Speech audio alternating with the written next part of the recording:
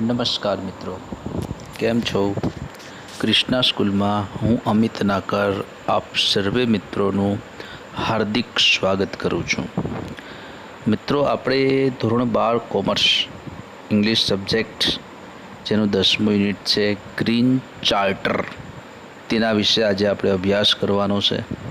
Green ચાર્ટરનો મતલબ થાય છે એક હરિયાળું હકનામું અથવા તો હકપત્રક. આ પાઠના નામ પરથી જ આપણને અંદાજો આવી જાય, ખ્યાલ આવી જાય કે પાઠની અંદર કંઈક પર્યાવરણના લગતી કોઈ માહિતી, કોઈ વાત આ પાઠની અંદર કરવામાં આવેલી છે. પાઠના નામ પરથી જ આપણને આટલો અંદાજો તો આવી જ ગયો હોય. મિત્રો, આપણે જાણીએ જ છીએ કે પર્યાવરણની અંદર જે કંઈ પણ પ્રદૂષણ થઈ રહ્યું છે તે કંઈ તાજેતરનું નથી. વર્ષોથી આપણા પર્યાવરણને ધીમે ધીમે કોઈને કોઈ પ્રકારે નુકસાન પહોંચી રહ્યું છે. પર્યાવરણને બચાવવા માટે, તેનું જતન કરવા, તેનું રક્ષણ કરવા માટે વર્ષોથી પ્રક્રિયાઓ કરવામાં આવે છે, પણ તેમ છતાં આપણે ક્યાંક ને ક્યાંક ગેરમાર્ગે દોરાઈ અને પર્યાવરણને મોટા પ્રમાણમાં નુકસાન પહોંચાડીએ છીએ. એની બે મુખ્ય અસરો આપણને આ પાઠની અંદર આપવામાં આવેલી છે. એક પર્યાવરણની અંદર બદલાવ, બીજું છે ગ્લોબલ વોર્મિંગ.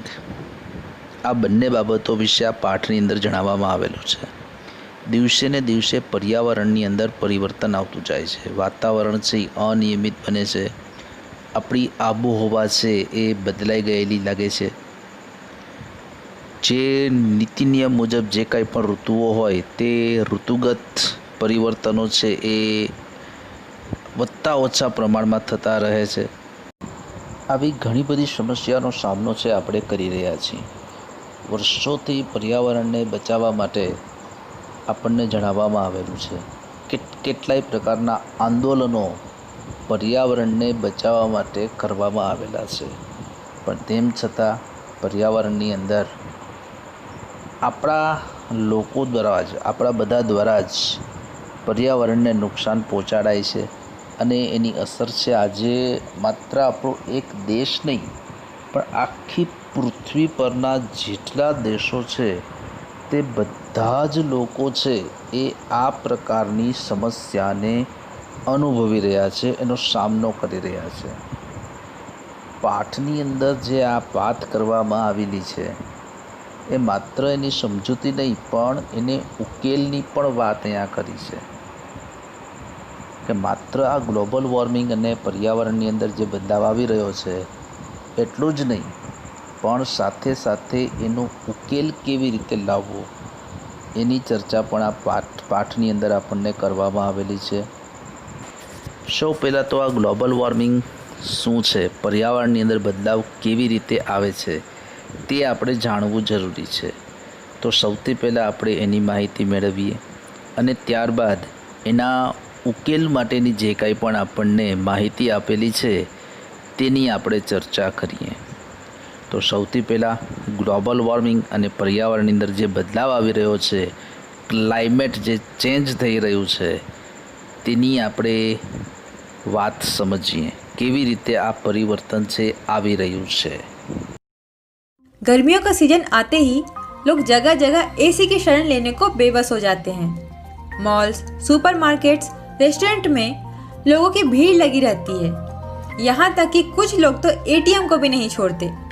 हालांकि हमें से काफी को बढ़ती गर्मी के कारणों का पता होगा, पर आज भी कई लोग इस चुभती और शरीर से जल की हर बूंद निचोड़ लेने वाली गर्मी का दोष सूरज देवता के मत्थे मढ़ देते हैं. पिछले 25 साल से पृथ्वी का औसत तापमान बढ़ता ही जा रहा है. क्लाइमेट चेंज आजकल काफी चर्चा में है और इसका बहुत बड़ा कारण ग्लोबल वार्मिंग है. पर मानव जाति के आधुनिकीकरण ने आखिर कितना प्रभावित किया है ग्लोबल वार्मिंग को? अगर ऐसा ही चलता रहा तो आने वाले वर्षों में क्या पृथ्वी रहने योग्य नहीं रहेगी? क्या वातावरण में किया गया नुकसान अपरिवर्तनीय है? जानने के लिए वीडियो को अंत तक देखना ना भूलें. वीडियो अच्छा लगे तो लाइक और शेयर जरूर करें.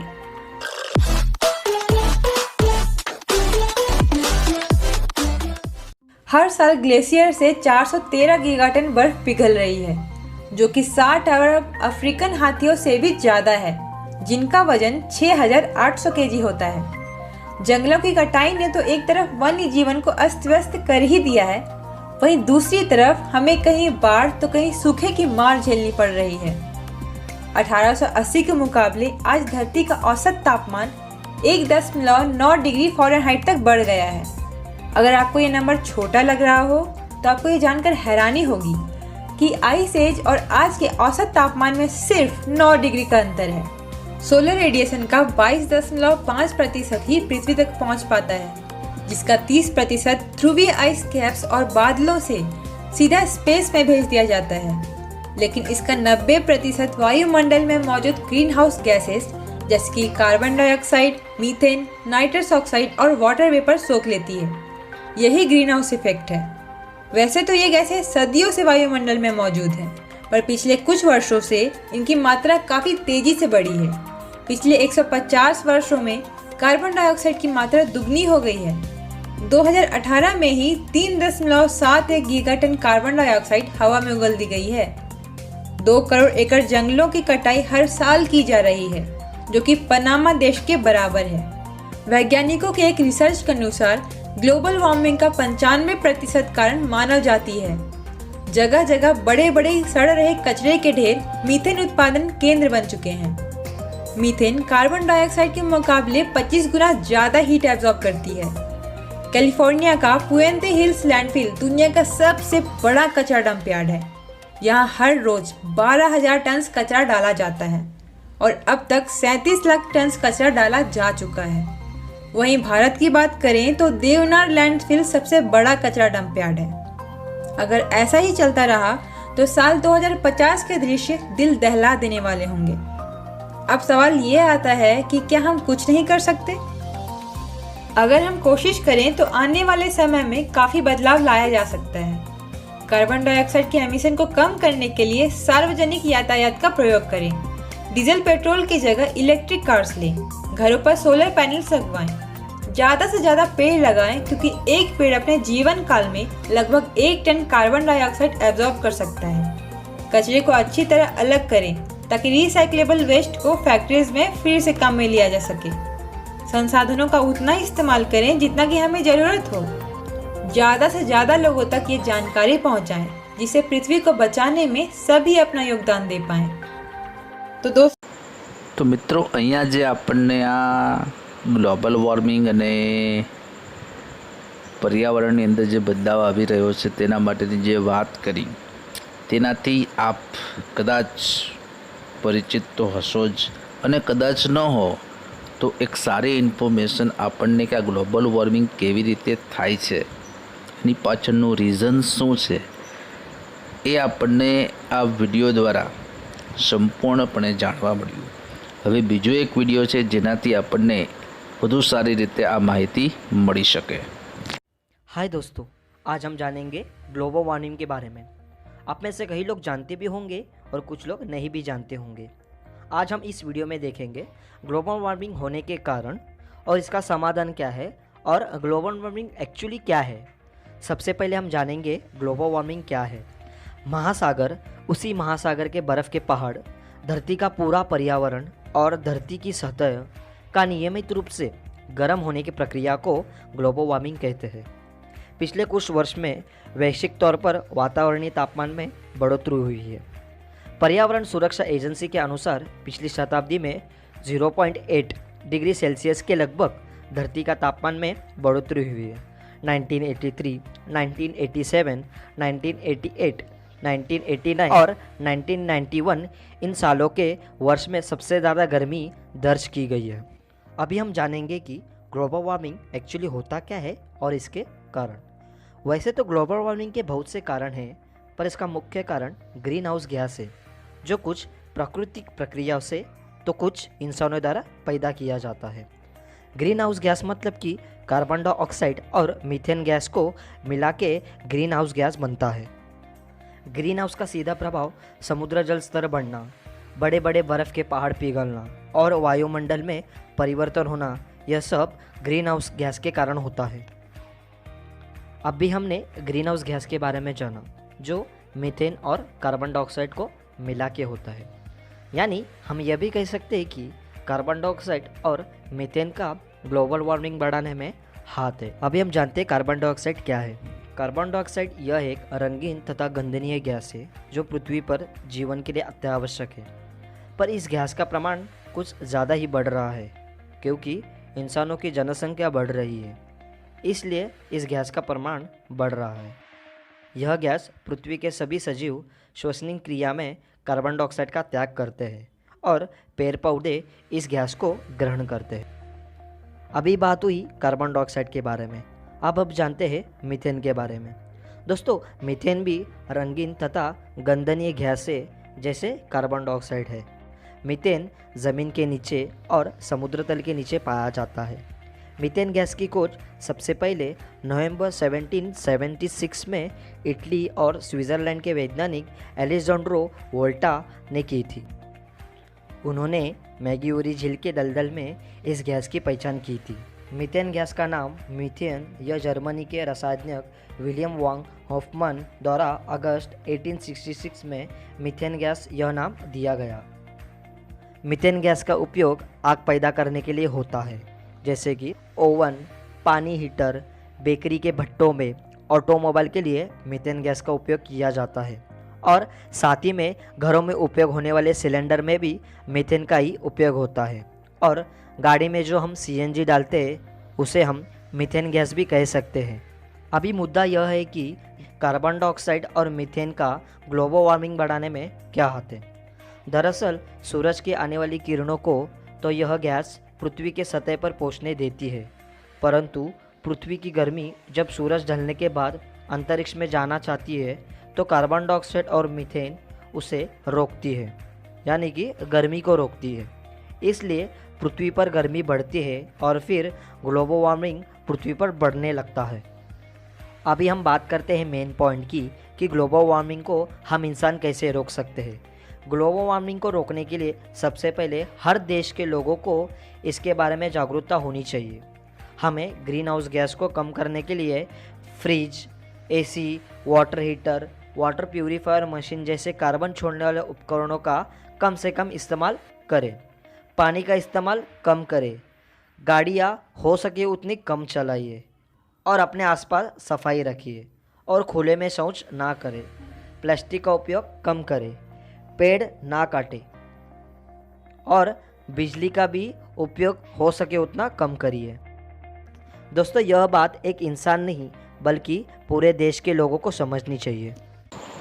तो મિત્રો, હવે આપને ખ્યાલ આવી જ ગયો હશે કે ખરેખર આ ગ્લોબલ વોર્મિંગ છે એ શું છે અને આપણને કેટલી હદે તે નુકસાન પહોંચાડે છે। સમગ્ર વિશ્વની અંદર આ પ્રકારે ગ્લોબલ વોર્મિંગ છે એ અસર કરી રહ્યું છે। દિવસે ને દિવસે વાતાવરણમાં જે પરિવર્તનો આવે છે એનું મુખ્ય કારણ છે ગ્લોબલ વોર્મિંગ। એ સાથે મળી અને આ ગ્લોબલ વોર્મિંગની સામે લડવા માટે પ્રયત્ન કરી રહ્યા છે। પણ જ્યાં સુધી આપણે બધા લોકો આ હકીકતને નહીં સમજીએ, આની ગંભીરતાને જો આપણે ધ્યાનમાં નહીં લઈએ તો આવનારો સમય છે બહુ મુશ્કેલી ભરેલો આવશે। કોઈ એક વ્યક્તિ આમાં કશું કરી શકે તેમ નથી, આપણે જાણીએ જ છીએ।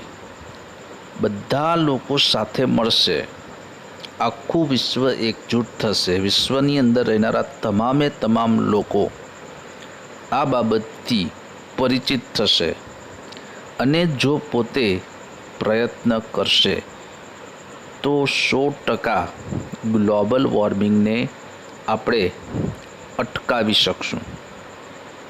એનાથી થતા નુકસાનમાં આપણે ઘટાડો લાવી શકશું। આપણે જાણીએ જ છીએ કે ગ્લોબલ વોર્મિંગની જે કાંઈ પણ અસર થાય છે એ આપણા રોજિંદા જીવનમાંથી થાય છે।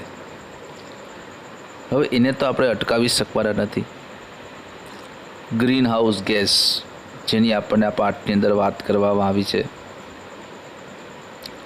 તો ગ્રીન હાઉસ ગેસ છે એ શેનાથી થાય છે તો કે આપણે જે કાંઈ પણ આર્થિક વેતન મેળવવા માટે, આપણું અર્થતંત્ર ચલાવવા માટે આપણે જે કાંઈ પણ પ્રવૃત્તિ કરીએ છીએ દરેકે દરેક પ્રવૃત્તિની પાછળ આ ગ્રીન હાઉસ ગેસ છે એનું ઉત્સર્જન થાય છે. ગ્રીન હાઉસ ગેસ છે બહાર પડે છે. હવે એને કેમ ઘટાડવું, એમાં કેમ પરિવર્તન લાવવું? આપણે કોઈ કંપની છે, ફેક્ટરી છે, ચલાવીએ છીએ. કંપની છે, ફેક્ટરી છે, ચલાવતા હોય તો એની અંદરથી ધુમાડો છે બહાર વાતાવરણની અંદર ભળે છે, બહાર ફેંકાય છે ધુમાડો, ને ધુમાડાથી પર્યાવરણને પ્રદૂષણ થાય. તો શું આપણે ફેક્ટરી બંધ કરી દઈશું? નથી થવાની, કારણ કે એ આપણા માટે અને અન્ય લોકો માટે એક ઉત્પાદનનું સાધન છે અને એમાંથી આપણે કંઈક નાણાકીય મદદ છે એ મેળવી શકીએ છીએ. આપણું અર્થતંત્ર છે તેના આધારે ચાલે છે. કંપની જ બંધ કરી દેશું તો કંપની ચલાવનારા લોકોની આવકનું શું? કંપનીની અંદર કામ કરતા સામાન્ય જે માણસ છે, મજૂર વર્ગના લોકો છે, એનું શું? એનું ઘર કેવી રીતે ચાલી શકે? તો આવા ઘણા બધા પ્રશ્નો છે એની સામે છે એ આવી શકે છે. એટલા માટે જ આપણે એને બંધ નથી કરવાનું, પણ એની સામે એ પ્રકારની પ્રવૃત્તિ કરવાની છે કે જેથી કરીને એની અસર છે એ ઘટી જાય. વાહનો છે તો વાહનોમાં જે આપણે પેટ્રોલ ડીઝલનો ઉપયોગ કરતા હોઈએ તો વાહનોમાંથી ધુમાડા નીકળતા હોય તો એ પણ એક પ્રકારની ગ્રીનહાઉસ ગેસની અસર જ થાય.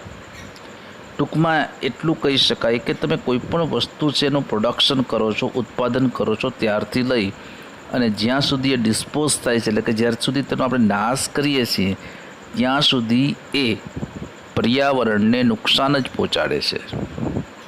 કોઈ પણ વસ્તુ હોય, ઉત્પાદનથી લઈ અને છેલ્લે સુધી આપણે જ્યાં સુધીનો નાશ કરીએ છીએ ત્યાં સુધી કંઈક ને કંઈક રૂપે એ આપણા પર્યાવરણને નુકસાન પહોંચાડે છે, વાહનો મારફતે કે કોઈ પણ અન્ય કારણોસર.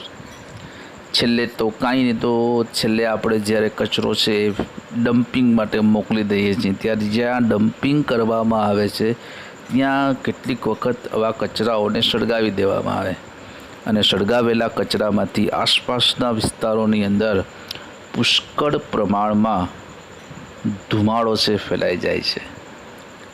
તો આવી પરિસ્થિતિ છે એ સમગ્ર દેશની સમગ્ર પૃથ્વી પરની છે. તો આના માટે શું કરવું?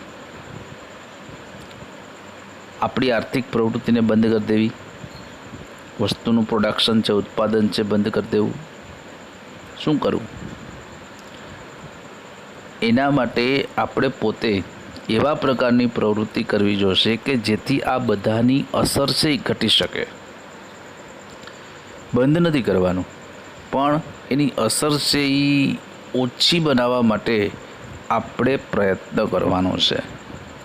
અને કોઈ એક વ્યક્તિ પણ જો આ શરૂઆત કરે તો ઘણી બધી અસર છે એ પર્યાવરણને થઈ શકે છે. અન્ય કોઈ વ્યક્તિ કંઈ કરે કે ન કરે, પણ આપણે પોતે જો પ્રયત્ન કરીએ તો પરિવર્તન શક્ય આવી શકે છે. આપણે પરિવર્તન લાવી શકીએ છીએ. બીજું, આપણને આ પાઠની અંદર અગાઉ તમને કીધું તે મુજબ કે માત્ર એક ગ્લોબલ વોર્મિંગ અને પર્યાવરણની અંદર જે પરિવર્તન આવે છે કે ક્લાઇમેટ જે ચેન્જ થઈ રહ્યું છે એના વિશેની જ વાત નથી કરી, પણ સાથે સાથે તેમના ઉકેલની પણ ચર્ચા, એની વાત પણ અહીંયા કરવામાં આવેલી છે. દરેકે દરેક વ્યક્તિને અનુસરીને આ પાઠની અંદર આપણને 19 જેટલા અલગ અલગ સૂચન આપવામાં આવ્યા છે કે જો આપણે એ સૂચન કરીએ અને આપણી પોતાની જાતે જો પરિવર્તન લાવીએ તો 100% આપણે પર્યાવરણને હેલ્પફુલ થઈ શકશું, મદદરૂપ બની શકશું. એક વ્યક્તિની શરૂઆત ઘણું બધું પરિવર્તન લાવી શકે છે, એની અહીં આપણને વાત કરેલી છે.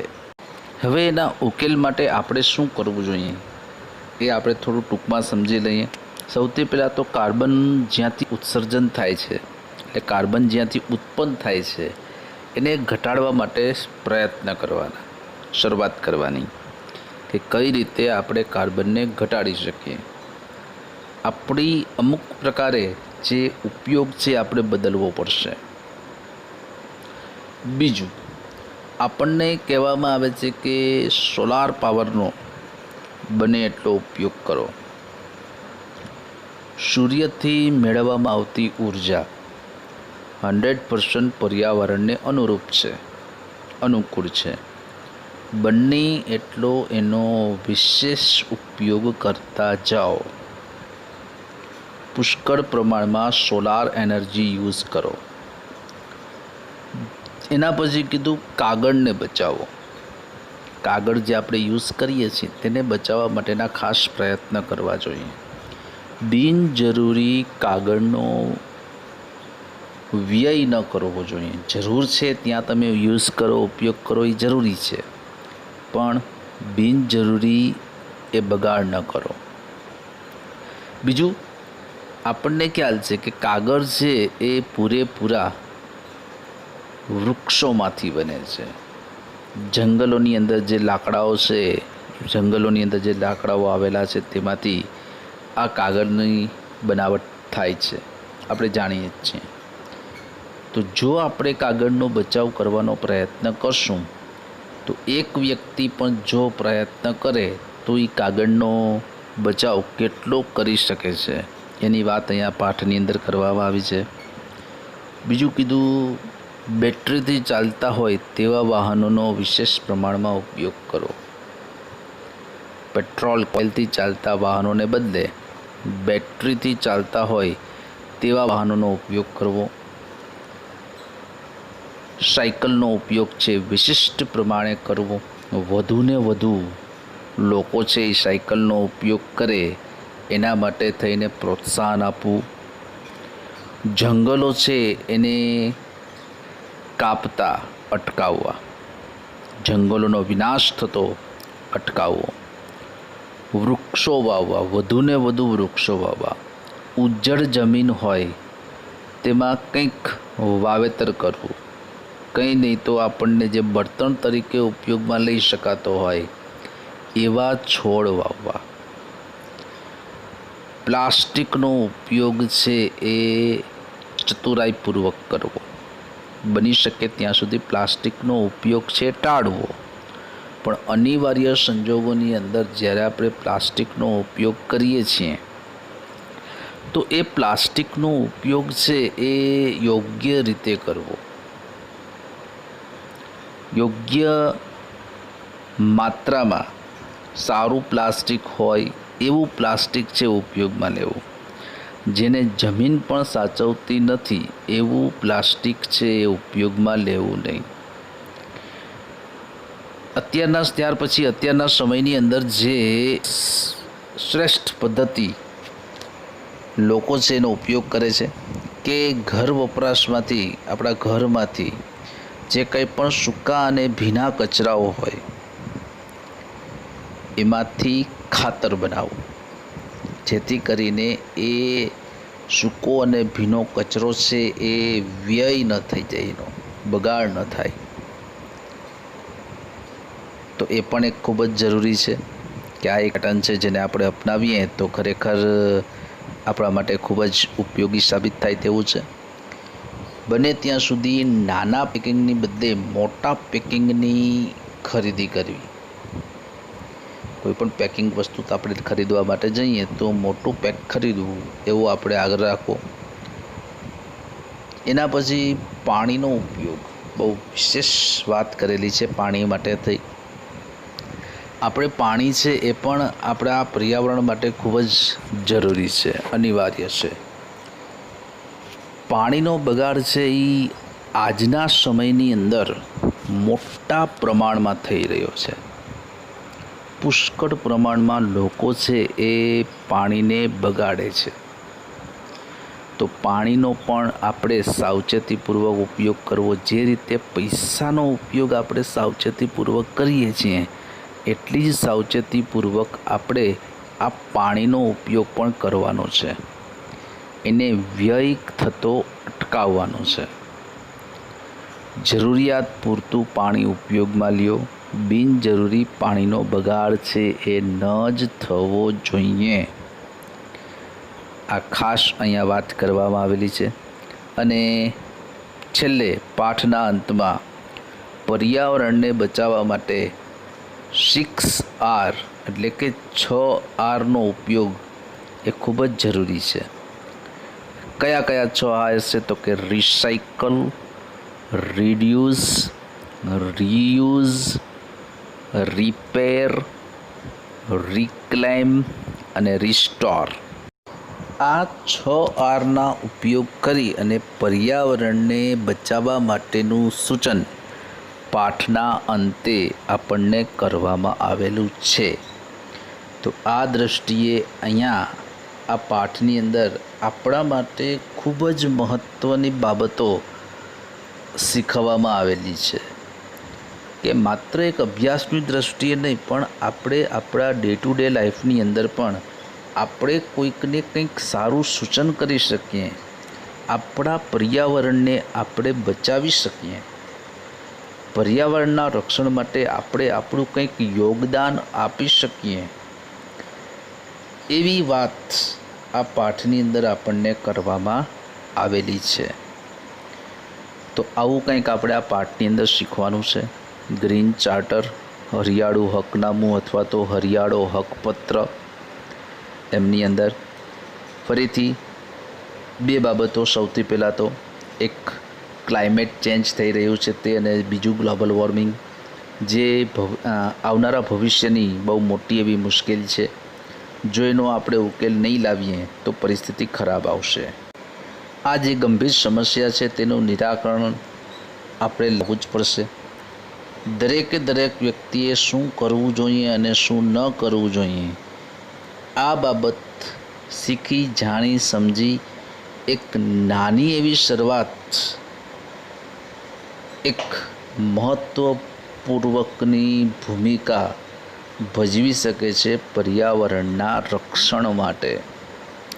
તો વધુ મોડું થાય તે પહેલાં આપણા ગ્રહને કે આપણી પૃથ્વી છે તેને બચાવવાનો આ એક સૌથી અગત્યનો અને સૌથી મહત્ત્વનો રસ્તો છે. જો આજે આપણે નહીં જાગીએ તો આપણું ભવિષ્ય છે એ ખૂબ જ મુશ્કેલી ભરેલી પરિસ્થિતિમાં પહોંચી જવાનું છે. આવનારો સમય મુશ્કેલ છે, જેથી કરીને આ બંને બાબતોને ખાસ ધ્યાનમાં રાખવી અને એના ઉકેલની જે અહીંયા વાત કરવામાં આવી છે એને પણ ખાસ સમજવા. તો મિત્રો, નેક્સ્ટ ટાઈમ આપણે જ્યારે મળશું ત્યારે ગ્રીન ચાર્ટરનું જે ટ્રાન્સલેશન છે ટેક્સ્ટ બુકનું તે આપણે શરૂ કરશું. આશા રાખું કે આ બધું જ જે આજે સમજાવવામાં આવેલું છે તે તમને પૂરેપૂરું સમજમાં આવી ગયું હશે. Thank you. આવજો. ફરી પાછા નેક્સ્ટ વિડીયોની અંદર આપણે મળીશું. Bye bye.